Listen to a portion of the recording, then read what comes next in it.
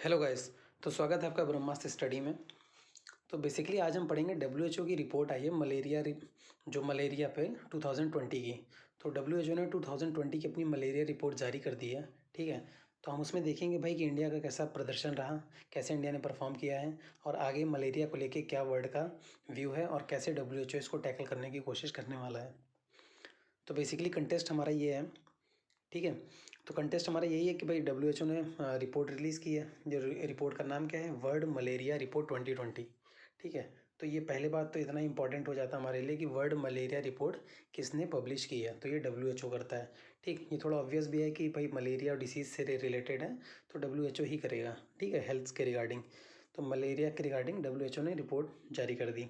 ठीक है, और इस पर भाई देखा होगा कि आपने कि हमारे जो हेल्थ मिनिस्टर हैं उन्होंने भी एक प्रेस कॉन्फ्रेंस की थी इस पर कि भाई इंडिया का कितना अच्छा प्रदर्शन रहा है। तो यही हम देखने की कोशिश करेंगे कि देखिए इसमें है भी कि India continues to make impressive gains in reduction of malaria burden. ठीक है, तो इंडिया ने काफ़ी अच्छा प्रदर्शन किया है इसमें। तो हम देखते हैं भाई आगे क्या कैसा रहा प्रदर्शन हमारा, क्या कहाँ पर हमें अच्छा देखने को मिला है।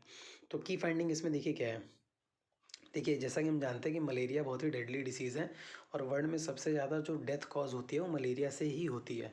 ठीक है, और इसका हमें ज़्यादातर असर भी देखने को मिलता है कि जैसे अगर अफ्रीकन कंट्रीज़ हो गई और जो भी एशियन कंट्रीज़ हो गई तो अच्छा खासा मलेरिया का बर्डन है वहाँ पर और हर साल मलेरिया की डेथ्स भी हैं। तो देखिए अब इसमें क्या हुआ कि इंडिया एकमात्र ऐसी कंट्री है, ठीक है, जिसने कि डिक्लाइन किया है मलेरिया के केसेस में 2018 के कंपेयर में इन 2019। तो जितने केसेस आते थे उससे 17.6% कम देखने को मिले 2019 में इन रिस्पेक्ट टू 2018। ठीक, और एनुअल पैरासाइटिक जो इंसिडेंस है एपीआई वो भी देखने को कम मिला कि भाई एनुअल पैरासाइटिक जो जो लोग पैरासाइटिक जो इन्फेक्टेड लोग हैं वो भी कम हुए हैं। तो 27.6% कम हुए इन 2018 कंपेयर टू 2017। तो 2017 से 2018 में अगर देखा जाए तो 2018 में 27.6% लोग कम हुए।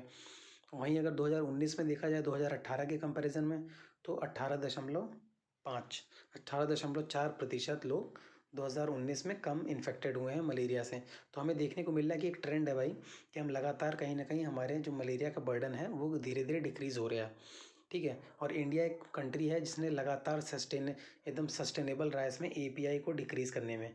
यानी एनुअल पैरासिटिक इंसिडेंस इंडिया में 2012 से लगातार डिक्रीज़ कर रहा है। ठीक है, तो एपीआई हम देखिए हमें एपीआई समझ में आ गया कि भाई एनुअल पैरासिटिक इंसिडेंस जो है हमारे यहाँ हर साल डिक्रीज़ कर रहे हैं पिछले साल के मुताबिक। ठीक है, अगर हम कंपेयर करते हैं तो इसी के साथ देखिए इंडिया ने लार्जेस्ट ड्रॉप भी देखने को मिला है केसेस में।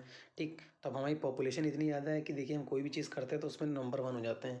तो उसमें कहीं ना कहीं कहीं हमारे ये डिसीज़ में भी यही है कि डिसीज़ में हमारी भाई पॉपुलेशन इतनी ज़्यादा है प्लस हमारी बिलो पॉवर्टी पॉपुलेशन बहुत ज़्यादा है। ठीक, हेल्थ एंड हाइजीन की प्रॉब्लम है तो उसमें भी हमारे देखिए काफ़ी केसेस थे। तो उसमें देखिए हमारा क्या है कि 20 मिलियन टू अबाउट 6 मिलियन। ठीक है, तो 20 मिलियन से 6 मिलियन केस ड्रॉप हुए हैं। तो 20 मिलियन से हम 6 मिलियन पर आ गए हैं, तो ये बहुत ही अच्छी बात है। The percentage drop in the malaria case was 71.8 and death 73.9 between 2000 to 2019। ठीक है, तो परसेंटेज केस भी हमें देखने को मिले कि कम हुए हैं और डेथ भी कम हुई हैं। ठीक है, तो केस कम है तो डेथ भी कम होंगी। तो दोनों हमें देखने को मिला कि काफ़ी कुछ डिक्लाइन हुआ है। ठीक है, तो ये बेसिकली हमारे क्योंकि गवर्नमेंट के अच्छे इनिशिएटिव ठीक और बहुत सारे प्रोग्राम के तहत हुआ है जिनको हम आगे जानेंगे। तो देखिए थोड़ा मलेरिया के बारे में जान लेते हैं कि देखिए परसेंटेज तो इतना कोई नहीं पूछेगा। सिंपल ये कहा सकते हैं जैसे मेंस में आप इस्तेमाल कर सकते हो आंसर लिखने में अगर कोई हेल्थ पे आता है या ऐसे में तो कि हम दिखा सकते हैं कि मलेरिया बर्डन कैसे कम हो रहा है। लेकिन हमारे लिए मलेरिया ज़्यादा इंपॉर्टेंट है। मलेरिया के बारे में ये हमारे लिए थोड़ा सा पीटी के लिए इंपॉर्टेंट हो जाता है जो भी प्रीलिम्स या वनडे एग्जाम्स के लिए होते हैं। ठीक है, तो बेसिकली ये कॉज कैसे होता है, ये पैरासिटिक है, पैरासाइट से कॉज होता है। ठीक है, जो कॉमनली इन्फेक्ट क्या करता है, सर्टेन टाइप के होते हैं जो इन्फेक्टेड मॉस्किटो होते हैं। ठीक, वो इससे होता है। तो जो भी देखिए मॉस्किटो होते हैं, मॉस्किटो जब बाइट करते हैं ठीक तो वो ह्यूमन बॉडी है ये। ठीक है, इसको एज अ होस्ट लेते हैं और उसकी स्किन पे कुछ अपना पैरासाइट स्पोरोजॉइट्स छोड़ देते हैं। ठीक है, तो इसकी वजह से ये इन्फेक्शन होता है। तो बेसिकली जैसा कि हमें पता है कि भाई जो भी बाइटिंग वाली जो भी मॉस्किटो होते हैं वो फीमेल मॉस्किटो होते हैं। ठीक है, तो मेल मॉस्किटो नहीं बाइट करते हैं, फीमेल मॉस्किटो ही काटते हैं। तो फीमेल एनोफिलीज मॉस्किटो है जो डिपॉजिट करता है पैरासाइट स्पोरोसाइट्स। ठीक, तो ये हमें याद रखना है, फीमेल एनोफिलीज। तो मलेरिया से रिलेटेड है फीमेल एनोफिलीज, ठीक। तो ये इंपॉर्टेंट हो जाता है साइंस के क्वेश्चन, जनरल साइंस में ये इस पे क्वेश्चन आ सकता है। तो बेसिकली 4 तरह के होते हैं मलेरिया पैरासाइट, ठीक है। तो याद रखना है हमें, प्लाज्मोडियम फैल्सिपेरम, ठीक, ये जो कॉमन है बहुत, P vivax, P ओवले and P malaria, ठीक है। तो इससे तो आप नाम से पता कर लोगे, वाइवैक्स है और ओवले है, ठीक। एक हमें रिसेंट अभी देखने को मिला है नोवेल्सी, ठीक है। तो ये बेसिकली एक जूनोटिक है। जूनोटिक मतलब क्या होता है? जूनोटिक मतलब भाई कि जो एनिमल से ह्यूमन में आ जाए, ठीक है। तो जो भी एनिमल से ह्यूमन में आ सकते हैं वो जूनोटिक वायरस कहलाते हैं, ठीक। तो ये, तो भाई आपको कमेंट करके बताना है कि कोरोना वायरस कैसा है, ठीक है। अभी जो कोरोना वायरस चल रहा है हमारा, ठीक है, ये कैसा है, जूनोटिक है कि नहीं है, ठीक है, ये कमेंट में बताना है। अब देखिए सिम्टम्स क्या हैं इसके। तो कोई बीमारी है तो ठीक है, वो कैसे होती है जानना ज़रूरी होता है, उसके सिम्टम जानना ज़रूरी होता है, उसका ट्रीटमेंट जानना ज़रूरी होता है, ठीक है। और अगर उसके ट्रीटमेंट्स के रिगार्डिंग कोई नई भी इन्वेंशन हुई है या कोई नया इनोवेशन हुआ है तो उसको जानना भी ज़रूरी हो जाता है, ठीक है। तो उसी में देखते हैं हम कहीं सिम्टम्स क्या हैं। तो सिम्टम इसके बेसिकली एकदम कॉमन से सिम्टम जो हर एक बीमारी में आपको देखने को मिल जाएंगे, इवन कोरोना में भी, कि ठंड लगेगी, फीवर होगा, स्वेटिंग होगी, हेडेक होगा, नोजिया होगी, वोमिटिंग होगी, एब्डोमिनल पेन होगा, डायरिया देखने को मिलेगा, अनीमिया देखने को मिलेगा, मसल पेन देखने को मिलेगा, ठीक है। तो जो बेसिक से सिम्टम है वो एकदम मलेरिया में आपको देखने को मिलेंगे, ठीक है। इसीलिए थोड़ा और डेडली हो जाती है कि लोग आइडेंटिफाई और डायग्नोज नहीं कर पाते कि भाई मलेरिया हुआ है, फिर डॉक्टर के पास लेट जाते हैं। तो देखिए इसका ट्रीटमेंट क्या है। तो ट्रीटमेंट तो बेसिकली जो people traveling to areas where malaria is common, ठीक है। तो जो भी एरियाज़ में अगर लोग सपोज जा रहे हैं जहाँ पे मलेरिया कॉमन है तो उनको प्रोटेक्टिव ड्रग पहले ही ले लेना चाहिए, ठीक है।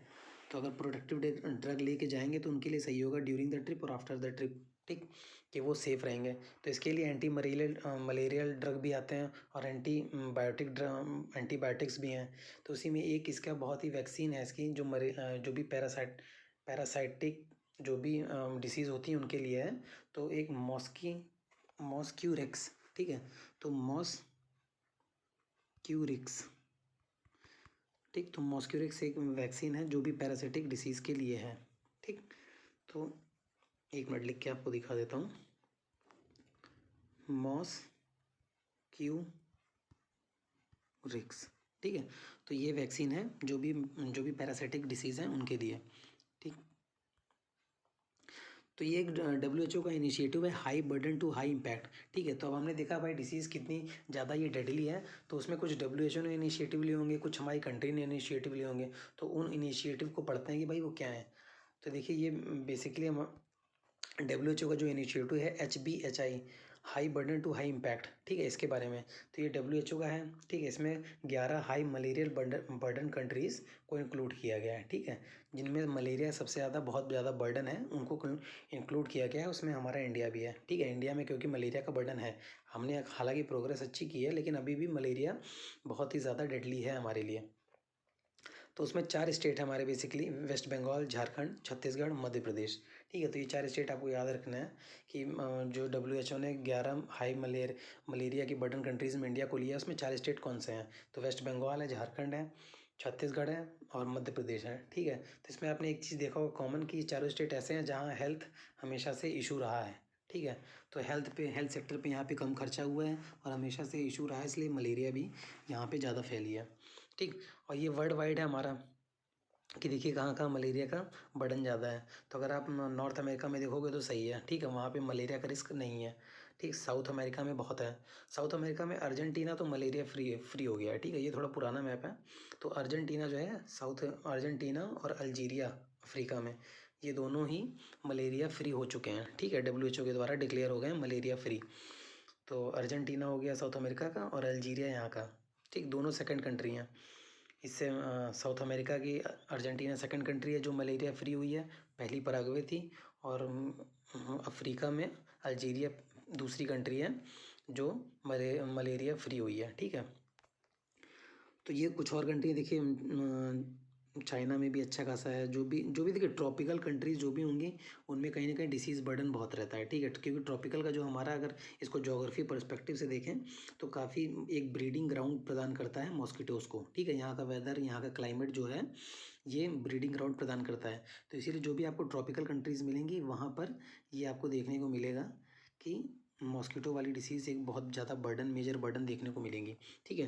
तो इसीलिए हमें ज़्यादातर ये ट्रॉपिकल कंट्रीज़ में मॉस्किटो रिलेटेड डिसीज़ देखने को मिलती हैं, ठीक। तो अब बात करते हैं भाई इंडिया के एफर्ट, ठीक है। तो इंडिया ने इसमें बेसिकली क्या एफर्ट किया है, तो अगर देखा जाए तो ये जितनी डेडली डिसीज़ है तो ऑब्वियस है कि इंडिया का एफर्ट भी उतना ज़्यादा ही डेडली होना चाहिए इसको टैकल करने के लिए। तो इसीलिए इंडिया ने अपनाया कि भाई इंडिया का जो एफर्ट होगा कंट्री ओन्ड होगा और कंट्री लेड होगा, ठीक है। तो कम्प्लीटली हम अपने आप ही ओन करेंगे और लेड करेंगे। इसीलिए हमने टारगेट रखा कि भाई हमको मलेरिया को एलिमिनेट करना है 2030 तक, ठीक है। तो 2030 तक हमें कम्प्लीटली मलेरिया को एलिमिनेट करना है और मलेरिया फ्री इंडिया बनाना है 2030 तक। तो ये ईयर इंपॉर्टेंट है हमारे लिए, ठीक है, क्योंकि डायरेक्ट पूछ लिया जाता है कि भाई मलेरिया फ्री कब तक होना है, तो 2030 तक होना है। प्लस पहले हमारे जो प्रोग्राम होते थे कैसे होते थे, वो हमें कंट्रोल करने के लिए होते थे, ठीक है, कि भाई मलेरिया पे कंट्रोल करना है।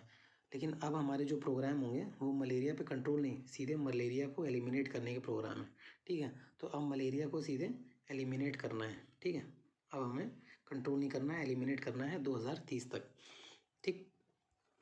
तो इसके रिगार्डिंग बहुत अच्छे अच्छे प्रोग्राम देखिए, एक ICMR का प्रोग्राम है मेरा, ठीक है, मलेरिया एलिमिनेशन रिसर्च अलायंस, ठीक है। तो ICMR का प्रोग्राम है मेरा, सुना होगा, काफ़ी फेमस था, काफ़ी इंपॉर्टेंट मेरा, ठीक है। ये ICMR का था बेसिकली, ठीक, मलेरिया एलिमिनेशन रिसर्च अलायंस, ठीक।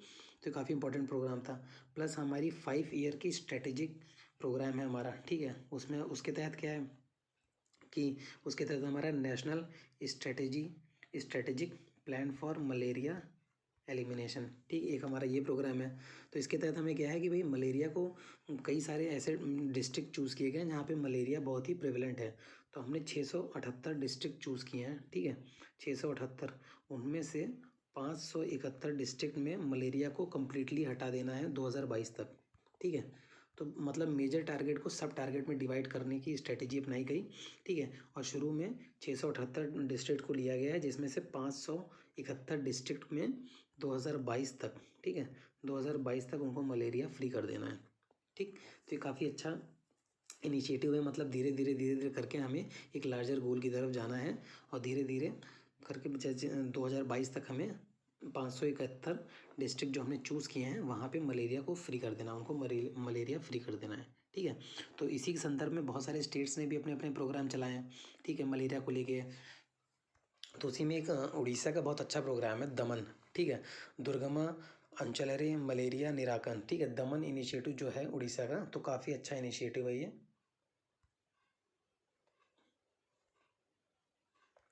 ठीक। तो देखिए, तो ये उड़ीसा का इनिशिएटिव है।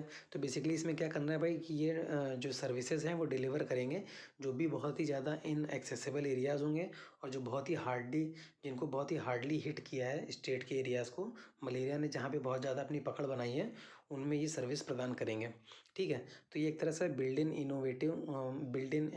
इनोवेटिव स्ट्रेटेजी है जो कॉम्बैट करेगी कैसे एसिम्प्टोमेटिक मलेरिया को, ठीक है।